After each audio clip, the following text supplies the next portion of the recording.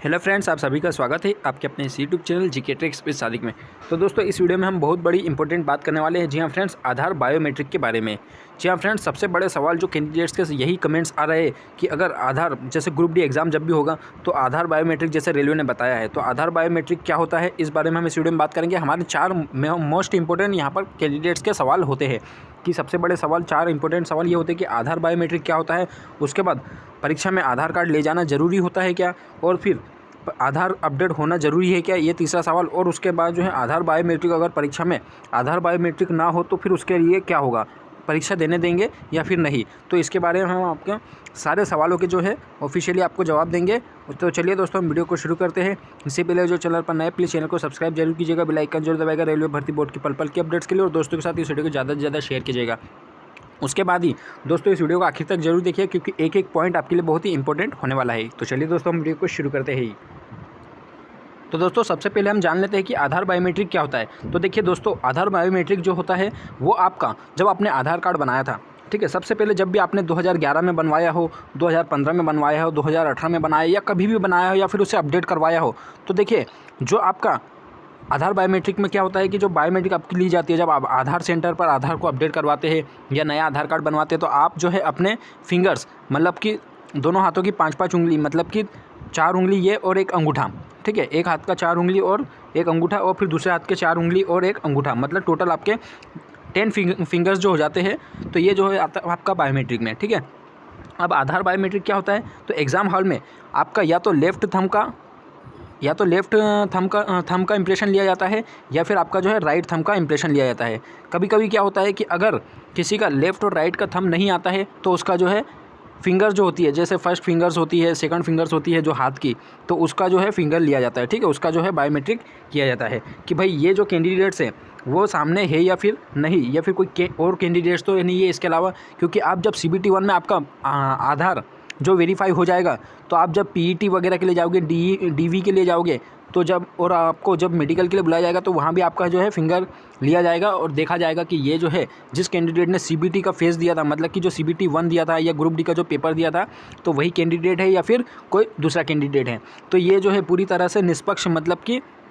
अच्छी तरह से संचालन, मतलब कि ये पूरी पारदर्शी के लिए ये आधार बायोमेट्रिक जो है रेलवे के द्वारा स्टार्ट किया गया है। अब दूसरी बात है कि परीक्षा में आधार कार्ड ले जाना ज़रूरी है या नहीं। जी हाँ फ्रेंड्स, परीक्षा में आधार कार्ड ले जाना आपको बहुत ही इंपॉर्टेंट है। वो इसलिए क्योंकि आधार एक आपका ID हो जाता है, और दूसरा ये है कि जैसा कि अभी हम जिस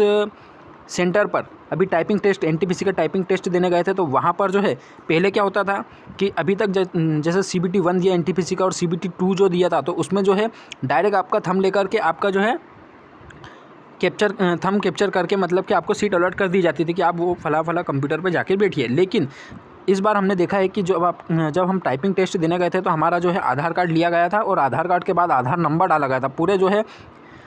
जो 4 या 12 जो 12 अंक के जो आधार नंबर होते हैं, तो 12 अंक के वो आधार नंबर को है उन्होंने इंटर किया। उसके बाद उन्होंने वेरीफाई किया कि हाँ भाई ये ही नाम का, मतलब ये बंदा आया हुआ है। तो ये सारी चीज़ें थी, इसलिए जो है आपको आधार कार्ड ले जाना बिल्कुल ज़रूरी है परीक्षा में, क्योंकि वहाँ पर जो है आपके 12 डिजिट्स के जो है UID, मतलब कि आधार नंबर भी आपको डालने की ज़रूरत पड़ सकती है। और उसके बाद जो इंपॉर्टेंट क्वेश्चन है, तो आधार अपडेट होना ज़रूरी है या नहीं। तो देखिए दोस्तों, आधार अपडेट होना ज़रूरी है या नहीं, ये एक अलग रोल है, क्योंकि कई सारे कैंडिडेट्स क्या है 2011 में जिन्होंने अपना आधार कार्ड बनवाया था, 2012 में आधार कार्ड बनवाया था, तो उनके भी डायरेक्ट फिंगर्स आ जाते हैं। लेकिन कुछ कैंडिडेट्स हैं कि जिनके मतलब कि कुछ फिंगर्स जो है, जो उंगलियाँ जो होती है या फिर थंब वगैरह के जो इंप्रेशन होते हैं वो चले जाते हैं, मतलब थोड़े मिटने लगते हैं। तो उनका जो है आधार अगर अपडेट होगा तो बेहतर होगा, क्योंकि अगर आपका आधार अपडेट होगा तो ये मान के चले कि आपका जो है लेटेस्ट फिंगर उस पर आया हुआ होगा। तो लेटेस्ट फिंगर में जो भी आपका मतलब फिंगर है, जैसा कि थोड़ा अगर खुरदुरा है या फिर थोड़ा प्लेन है, जो भी रहेगा, तो आपका उस हिसाब से फिंगर आ जाएगा। तो बेहतर होगा कि आप जो है अपना आधार कार्ड अगर अपडेट नहीं हुआ है, तो आप अपना आधार कार्ड अपडेट करवा लीजिए, ताकि आपका वहाँ पर थंब इम्प्रेशन जो है आ जाए पूरी तरह से, और जो है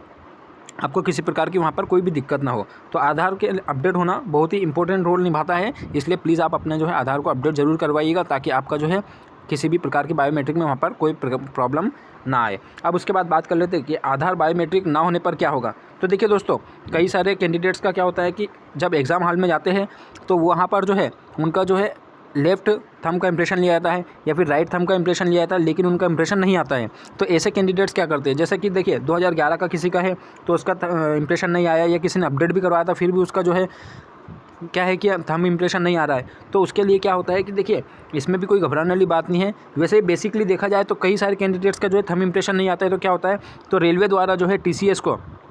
एक फॉर्म प्रोवाइड किया जाता है। एक फॉर्म प्रोवाइड किया जाता है जिसमें कि आपका जो है नाम और आपका जो है रोल नंबर, आपका नाम, आपका रोल नंबर, आपका रजिस्ट्रेशन नंबर और आपकी साइन वगैरह ली जाती है, और जो है आपका जो है टेस्ट सेंटर नंबर और ये सारी चीज़ें और आपका आधार नंबर वगैरह लिख लिया जाता है। और उसको जो फिल करके उस फॉर्म को फिल करके आपको जो है TCS मतलब कि जो वहाँ पर आपके एग्जामिनर्स है, जो आपके इन्विजिलेटर्स हैं, उनको देना होता है। तो उनको दे दो तो वो क्या है RRBs को जो है फॉर्म अपना प्रोवाइड कर देते हैं, और मतलब उनको RRB को सबमिट कर देता है, RRB उसको वेरीफाई कर लेता है। लेकिन उसके बाद जब आप DV देने जाते हो तो वहीं पर वो फॉर्म आपको वापस दिखाया जाता है कि ये आपने फॉर्म भरा था, आपका जब बायोमेट्रिक कैप्चर नहीं हो रहा था आधार केंद्र पर, सॉरी एग्ज़ाम सेंटर पर। तो जो है वहाँ पर आपका जो है,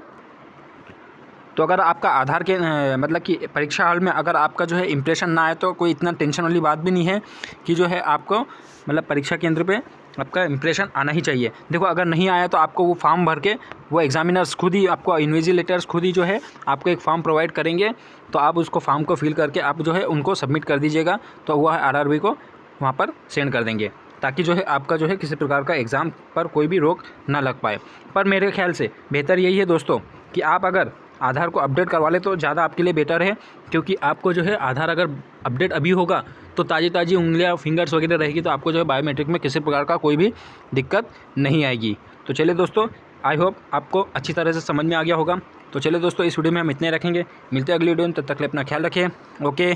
बाय फ्रेंड्स।